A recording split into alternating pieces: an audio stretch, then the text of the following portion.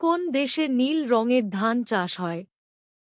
ভারত, চীন, Thailand, Malaysia.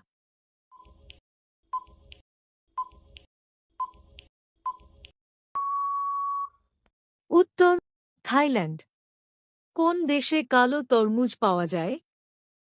Japan, Saudi আরব, Africa, Brazil.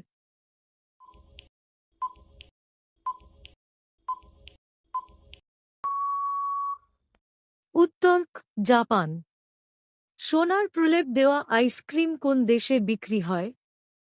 Dubai, America, Kuwait, Thailand.